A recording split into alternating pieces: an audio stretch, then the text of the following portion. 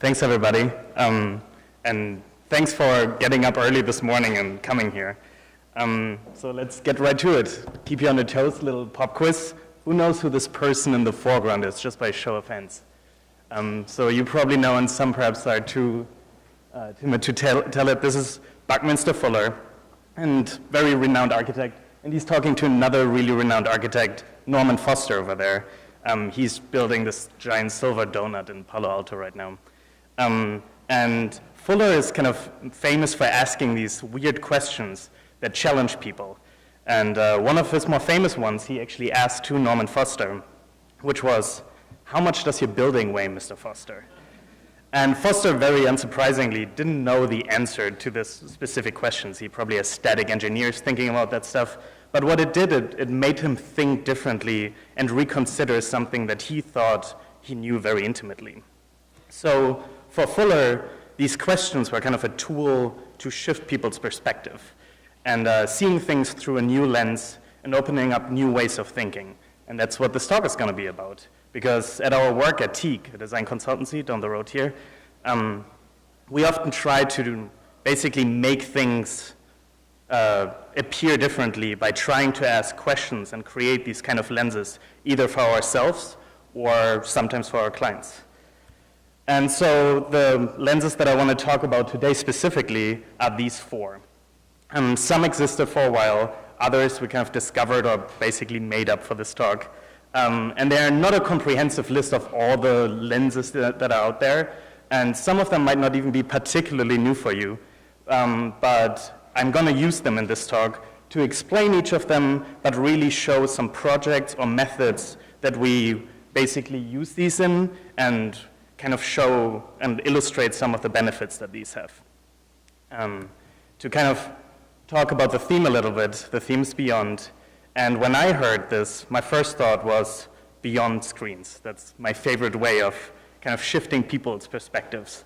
I always challenge them to find ways of pulling the digital content out of the screens and kind of into the real world around us. And a model that I think explains very well why I think we should do this is this guy. Who here knows this person or this model? Awesome. The sensory homunculus. Dr. Wilder Penfield kind of, presented this in 1937. And basically what it is, it's the body parts of a human scaled according to their representation in the prefrontal cortex. So really what it means in layman's terms is how sensitive are your different body parts. And you can see really big hands, really big lips, really big ears. And you can probably guess which body part I edited out for this presentation. And as designers, I think we should really design with this image in mind, right? This is us. But instead, it seems like a lot of the things we design these days are based on this guy, the GUI homunculus, right? Content that's purely screen-based content to be consumed on a mobile device. You basically use your phone to scroll through them.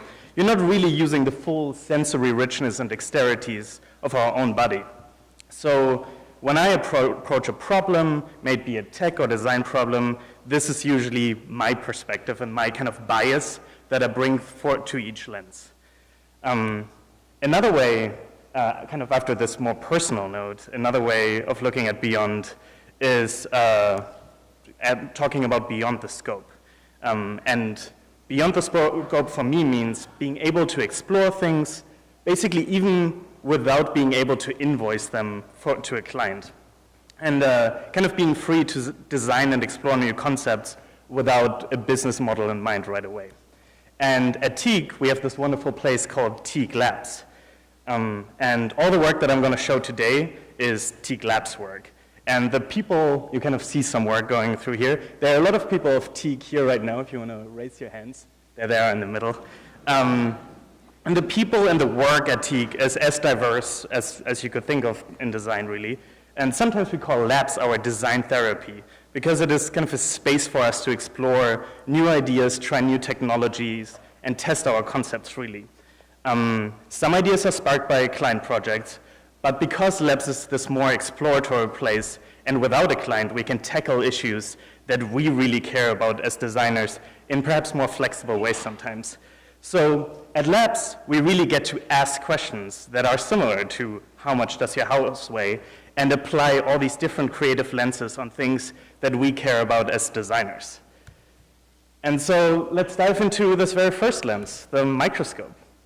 A microscope really just magnifies things and lets you see the different parts that make the whole. And to kind of draw the analogy here to interaction design, there's this fantastic book called Microinteractions by Dan Seffer. Great toilet read for anybody who hasn't read this yet. It also looks good on a coffee table. And really what Dan is talking about here is taking care of the small interactions that other designers or people just might dismiss as too shallow or too fast. And Seffer points out that when designed well, these interactions might be the differentiating factor of your product. So the examples that he gives are kind of along this line. There are all these self-contained interactions. And he says when they're designed well, they can create a sense of delight or efficiency, proficiency, and expertise. And they're actually really powerful. And one thing that we thought might need a little touch up is this kind of nightly ritual that we all have, at least a lot of us. Who knows this? Like, you go to bed, you plug in your phone, and you basically like find the thing and you set the alarm for the next day. And again, this is not really a problem, right? Like, but it's definitely not a well thought out experience. So we thought we might tackle it.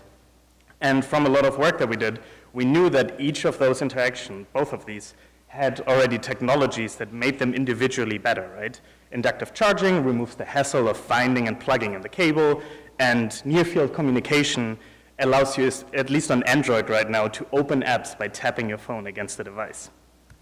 So we made an inductive charging dock that charges your phone when you put it in and opens an alarm app via NFC. So really just take out your phone, put it in. But to make this a really delightful experience, we added a new interaction to it, where sliding the phone lets you adjust the wake-up time, and then when you tap the screen, it just says good night, and it wakes you up on the next morning. So in Dan Seffer's words, a unique micro-interaction like this can be a signature moment for a product or really a whole brand. So perhaps next time when you are fighting in a budget to explore these kind of small things that your client might dismiss as too small or too fast, try calling them signature moments, and it might just open some doors.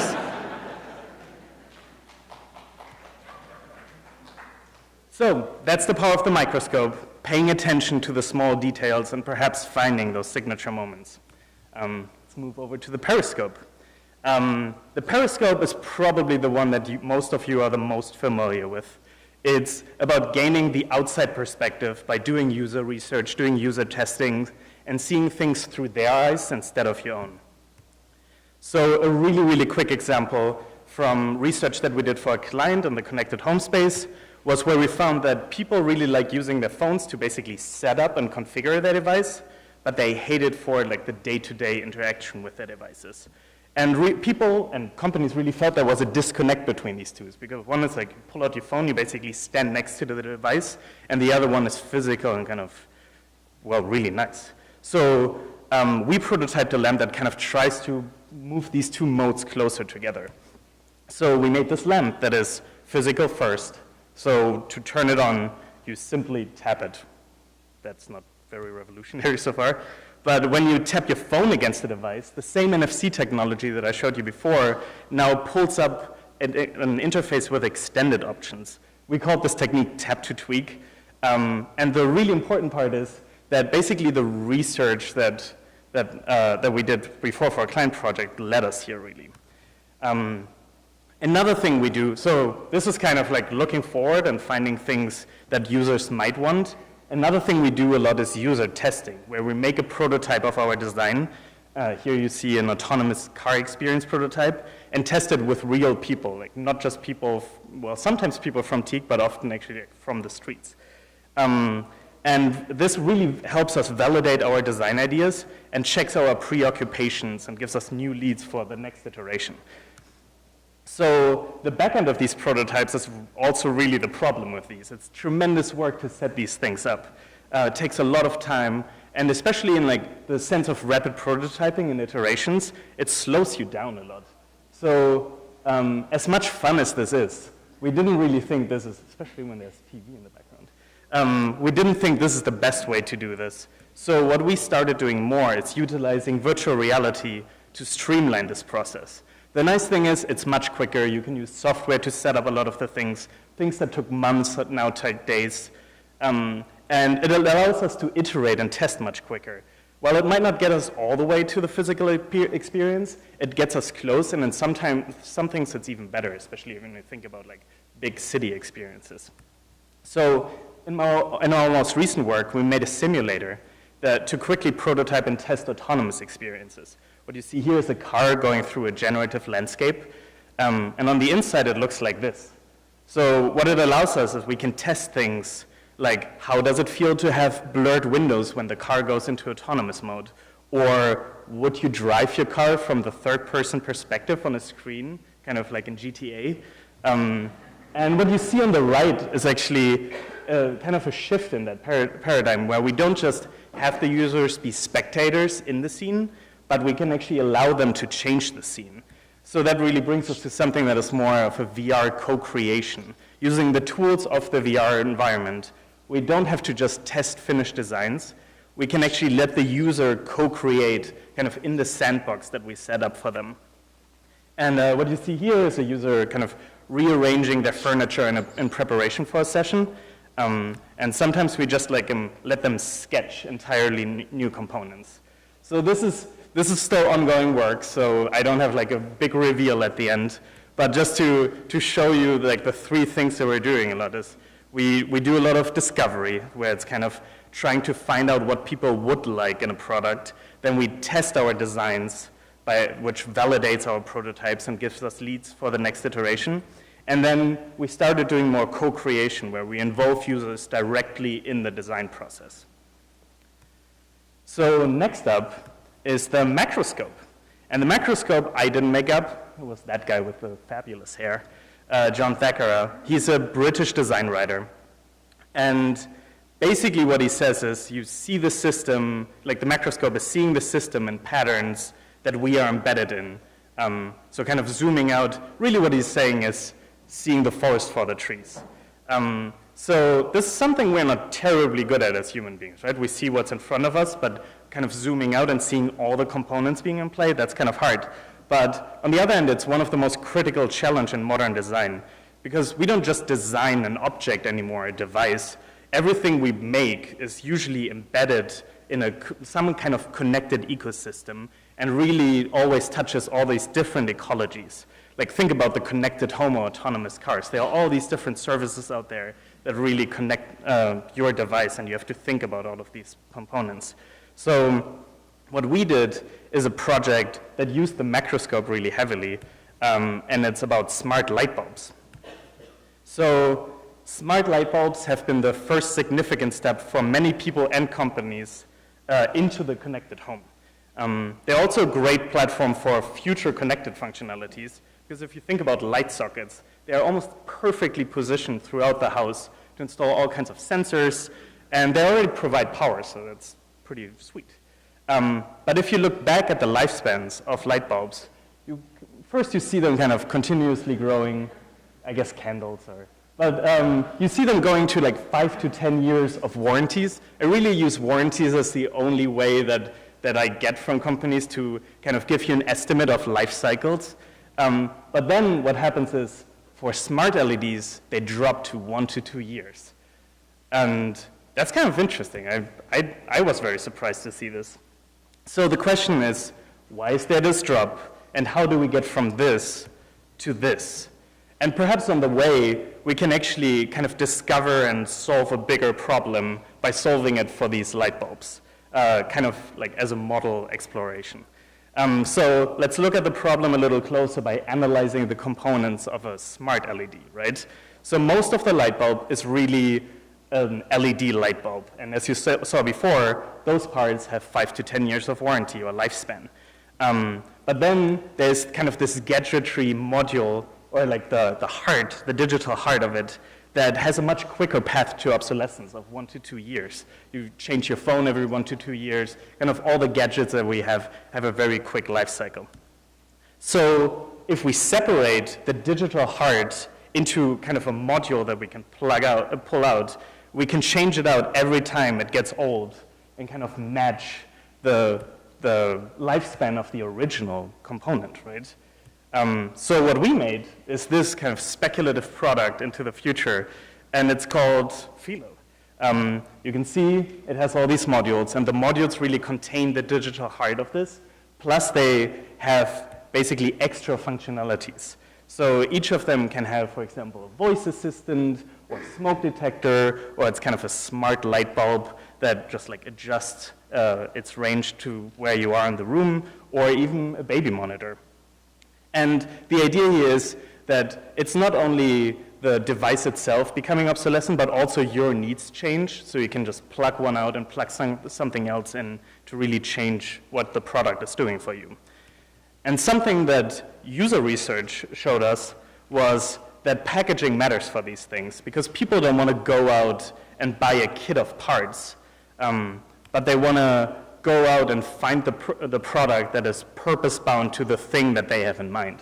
If you need a baby monitor, you're not going to go out and find a microphone and a speaker and all of these things. You're going out to buy a baby monitor. So we basically, well, we designed the packaging so people would know that they would buy this, but then they bought a modular system. So as they have it and kind of bought into the system, they can swap out parts, kind of do something for the environment on accident.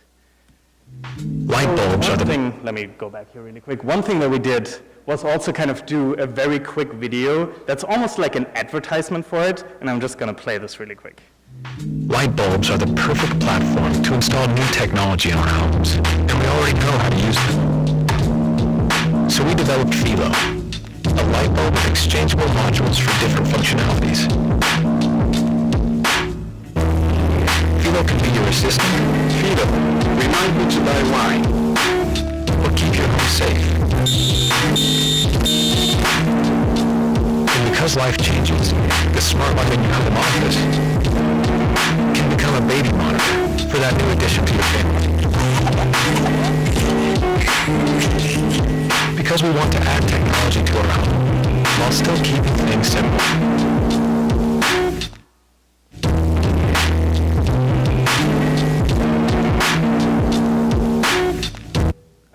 Jump in here. So you saw how the Microscope kind of helped us on the way here to see the bigger picture, see this pattern of gadgetry obsolescence, and allow us to make a product that would actually address this in a way that perhaps is even addressable to other products. If you think about the idea of modularity, that might as well apply to your car or even more expensive products. So let's get to the last lens, which is the Retroscope. And the Retroscope is kind of about looking back at what you have made after an iteration, or sometimes even at the end of the project when you think about what to do next.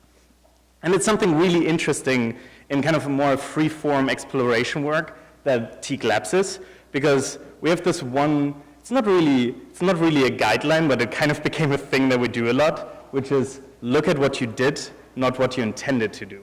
So let me explain this a little. So every labs project starts with a goal. Kind of revisit the project that I just showed you with the light bulb.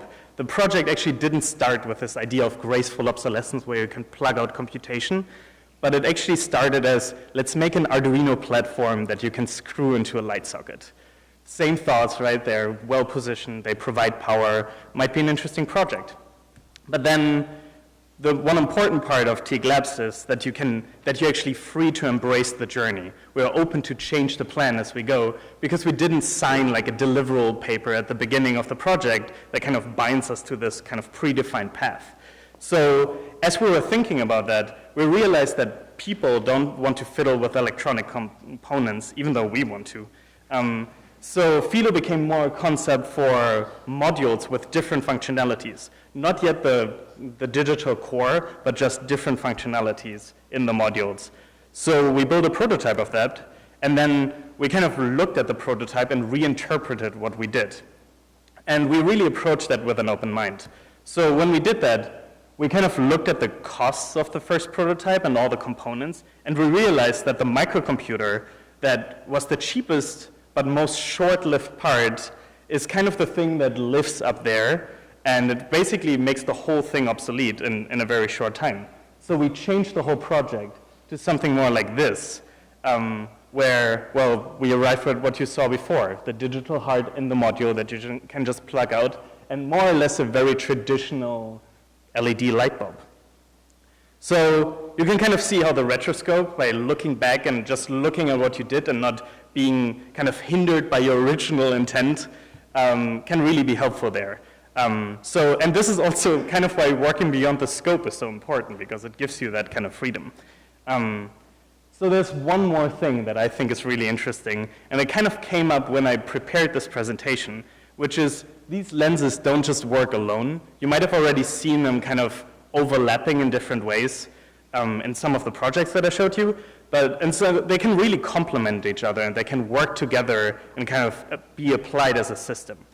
And one thing, it's kind of perhaps a curveball that I'm throwing you here, but I think it's really interesting, that these lenses showed me was when I look back at these 3 projects that you just saw, and I kind of put all the lenses on and metaphorically squinted my eyes at them, I saw a pattern emerging, and it's somewhat surprisingly about a really aged design trick that I can't believe I have a slide about now.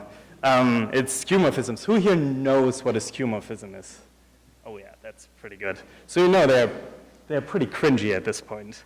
But just for the few of you that don't know what it is, skeuomorphism is a design trick that basically uses analogies from the physical world to explain, in the past it was new systems in the digital world, right? Let me give you an example. Those are the original iPhone OS screens, right? Like, look at that. There's a big mic on the recording app that basically takes up all the screen just to show you this is a microphone. And there's a bookshelf with PDFs and notes that are written in Comic Sans so you know it's scribbled. So looking back now, those look pretty funny and definitely aged. But back then, they really helped people to understand these new concepts to it, right? But this is kind of our new reality, right? This is the business baby, digital native, new generation growing up. And they grow up with phones and all of these things. And they understand digital concepts really as well as they understand physical concepts, right? They just grow up with them at the same time. So perhaps as we enchant more physical objects with connectivity and smarts and really digital functionalities, skeuomorphisms might not go this way anymore, but perhaps the new ones go the other way. So looking at these projects that I showed you, I actually think there's a pattern that you can see where each of those can be kind of already an example of those kind of skeuomorphisms, right? The night dog is kind of an analog to what you would think is a computer shortcut. It kind of combines things and gets you right to it. The tap to tweak lamp is basically a right click. A simple tap gets you the kind of the normal thing, and then when you right click, you get extended options. And Philo is basically a physical version of apps, right?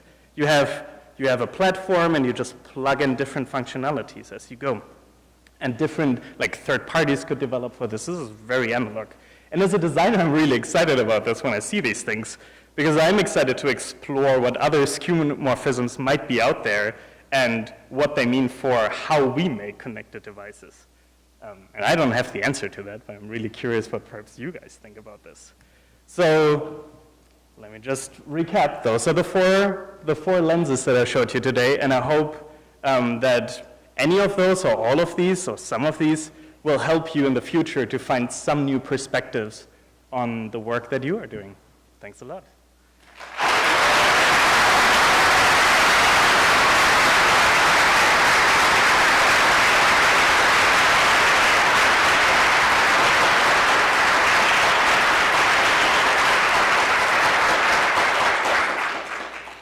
So I think somewhere in here there's, yeah, there it is, Q&A. Any questions or just statements that are disguised as questions?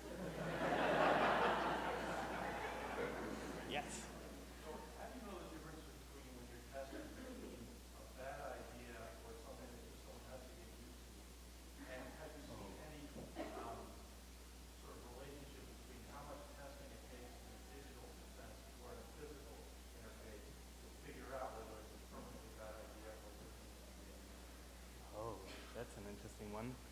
So how much?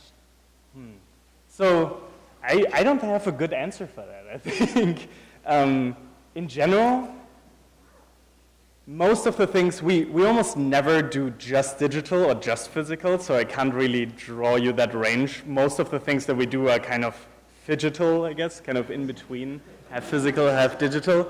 And with those things, it's really, what we do a lot is we ask people before we even show them something what they would expect the thing to do, and then we show them the thing and kind of compare what they expected with what they actually saw. And at the end of the day, it's often just seeing if they went the path that you had in your mind, or if they were looking for something completely else. It's probably not a great answer to that question, but that's kind of what came to mind there. I'm curious to learn about the history of how you made the labs and how the investment was justified, and how you would pitch other companies, create their own. It seems like every company should have an awesome R&D lab. Right, right. How did you guys decide to do it? So the labs is actually pretty old. It kind of moves in waves. It always depends on what people are present at Teak at that time, right? And we had an amazing guy at Teak like a whole long time ago. Adam Kumpf was his name, and he kind of started this thing of Teak labs. He made something called the Teak Duino back then, which was like a big thing on Kickstarter. Was right in the Arduino wave. Actually had a pretty big community.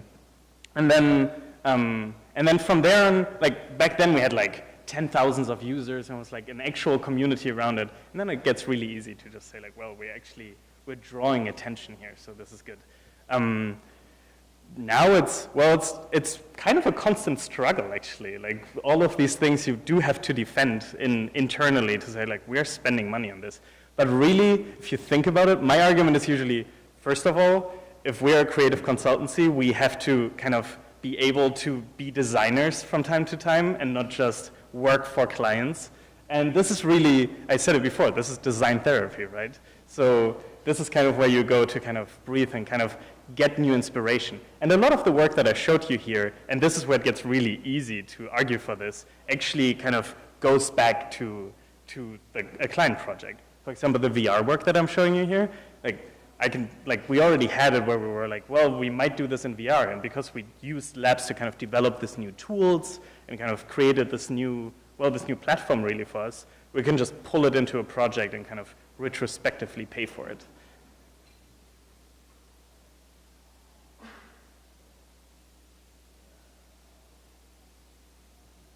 Oh, yeah.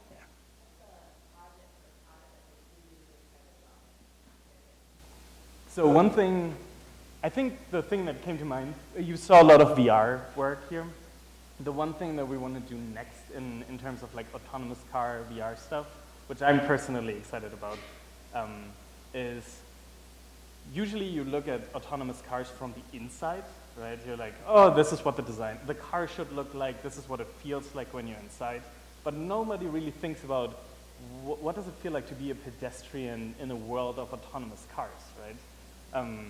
And like, how do you even cross the street? Like, because there might not be traffic lights anymore, like down the road, right? So kind of thinking about those things and kind of simulating things along those lines, I'm really interested in. We started doing these things, so nobody can do this.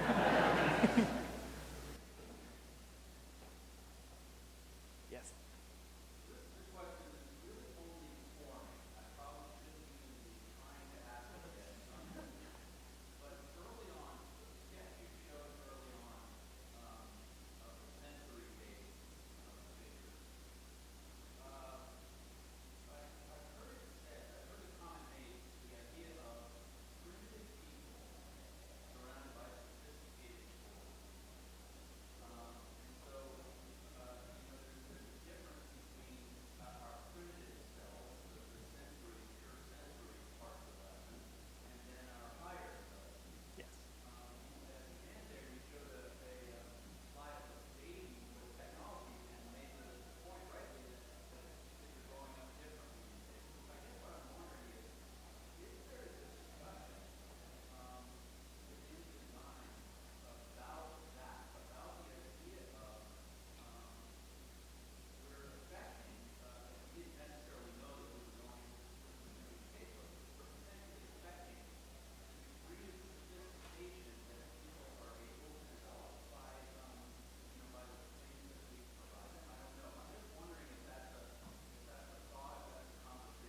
Actually, we had that conversation last week in some shape or form. Basically, thinking about when people just, basically evolution brings us, is based on what we experience, right?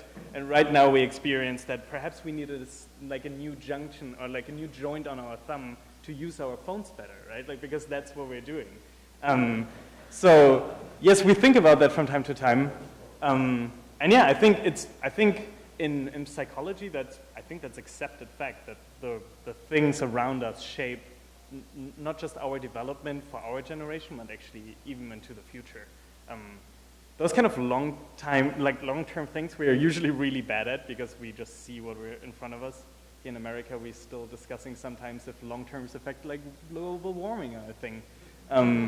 So actually getting people to acknowledge that and think about it in the long run is a really, really hard task. But as designers, I love to think about these things.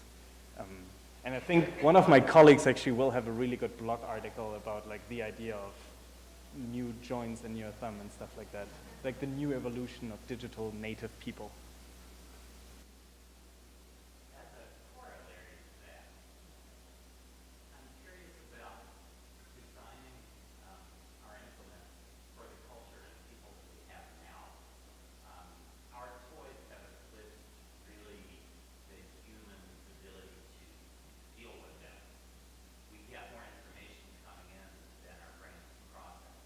We have considerably more destructive power than we have the brains to handle, and we can see the results.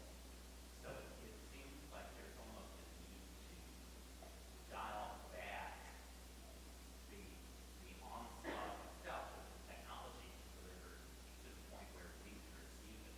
Yes. Is that a design challenge you guys have been working on? Yes, I think in many ways, when you look at these things that we're presenting here, like, I guess at the beginning we show like different ways of using your phone, but for example, the Philo light bulb didn't even, like there was a phone aspect to that we just like very briefly touched on in the documentation, but the whole point was this also works without a phone, like it's just a light bulb, right? I think in general, like beyond Teague, this is actually a trend that you will see. Like there was like this whole like technology yes movement where we all just like went forward and didn't ask the why, but just the how can we do this moment. And basically we have the technology, so we should do it. And now you kind of see these things. There's one of my favorite Twitter, Tumblr, I think it's a Tumblr account, does still exist, right? It's called, pardon my French here, Internet of Shit, where it's just basically, well, it's real life satire because they just point out another object or thing that really didn't need to be connected to the internet, but now is. And it's kind of this pedestal that they put them up for public shaming, and to basically tell them perhaps we shouldn't do all of these things. So even beyond Teague, I think that's a trend that you will see more and more. How we can, like, what is the right scale to dial this in for really us and not just for the sake of technology. Yes.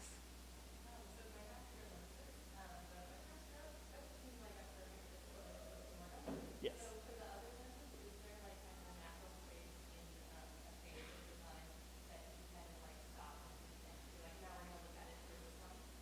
So the Retroscope, we had this moment where we applied the Retroscope post-mortem and we're like, oh, damn it, we should have done this. So it's actually best when you're still in the project. And I think really that's the best stage for all of them. It's like when you have to force yourself to come up with something that you can apply that lens to. Kind of make an iteration that you can just look at and be like, what is this really, right? Or kind of look at it and be like, what is the bigger picture or the ecosystem around this thing if it were to exist in the real world? Or all of these things. So I think all of these basically have like a moment that you really have to almost force to like be like, okay, I'm gonna look at this differently now. And then ideally the project is not over yet, so you can actually kind of pivot and go that way and not just try to post-rationalize the thing that you actually never intended to make in the first place.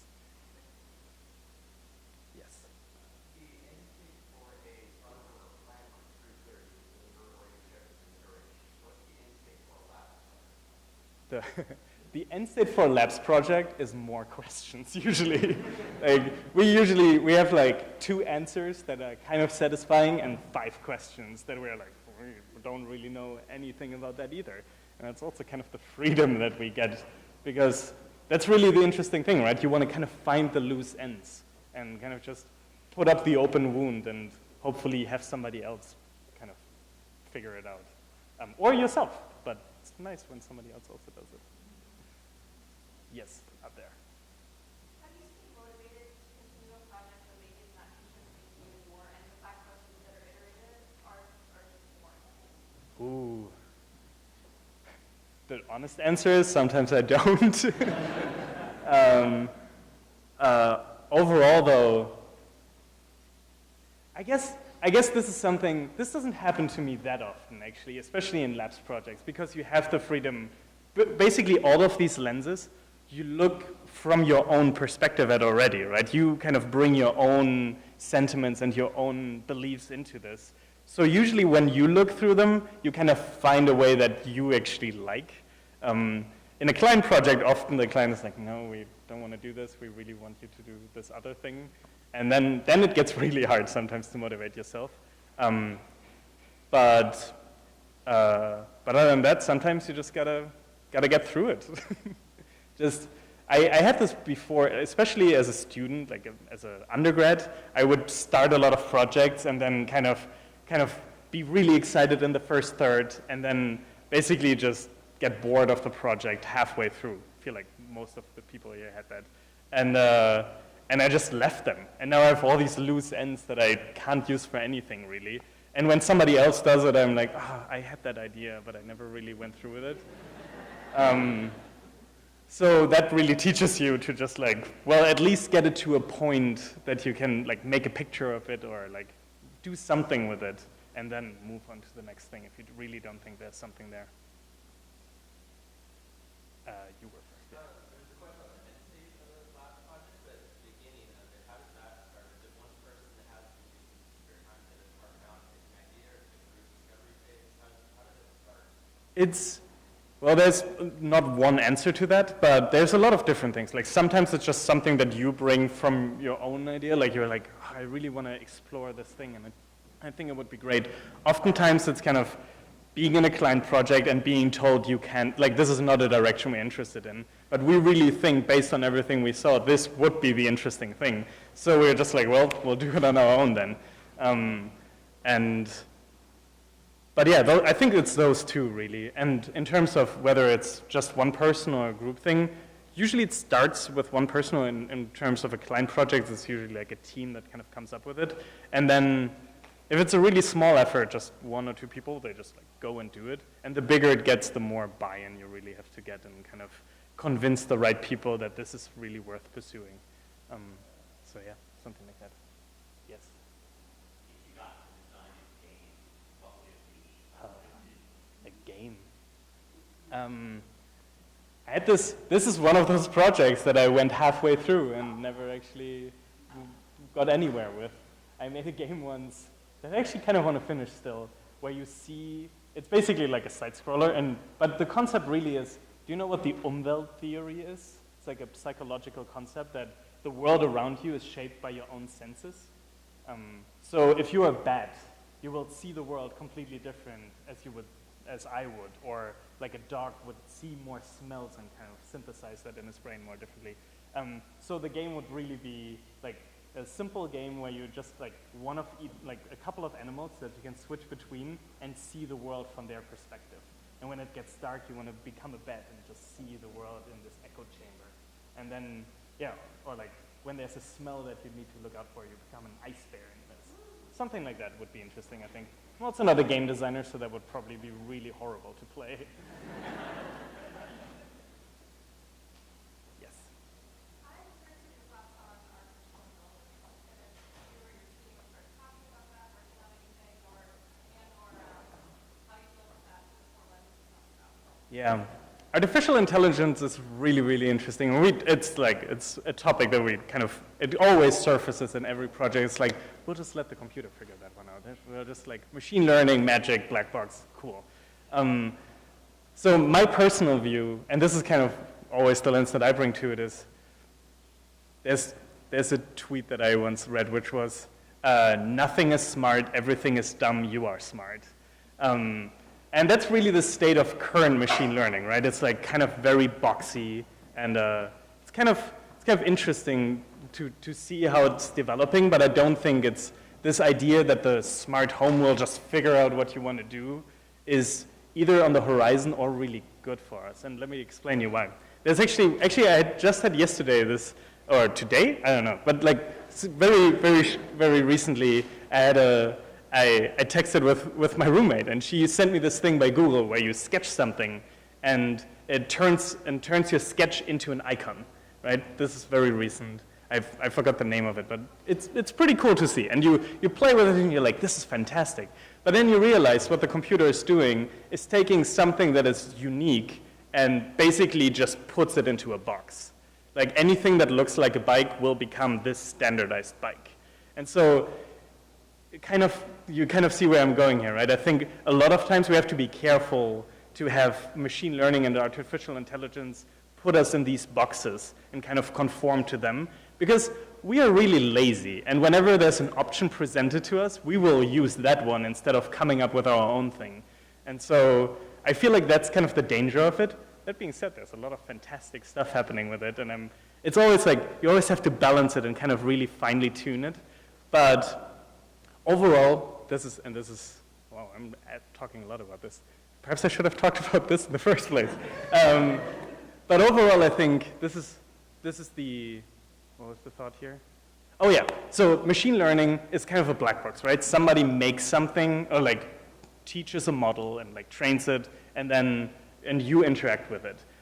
And often what you hear with this is like the word seamless or magical or all of these like interactions. No UI kind of comes up with that sometimes.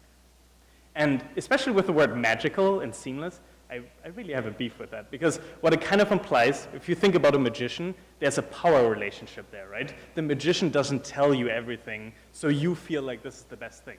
So usually what I try to do is I kind of try to surface as many of the components and kind of as much of the system as the user can kind of understand and digest, so they own their own experience and not just puppeteered by basically something that some programmer made. Overall, I think a really interesting challenge, because it will make a lot of things easier, but also we want to stay kind of unique and human as we are. Well, that was a long answer. Yes. There's also a second one. Yes. I'm curious about the makeup of your team. Obviously, a lot of people with design backgrounds. Do you have other specialties involved? Yeah, we have a really a diverse team there. But basically the team is the people that work at Teague and feel like they want to explore something else, right? So the work that we have at Teague really shapes the people that we have. And we have classical UX designer, we have visual designers, we have a principal designer who's really good with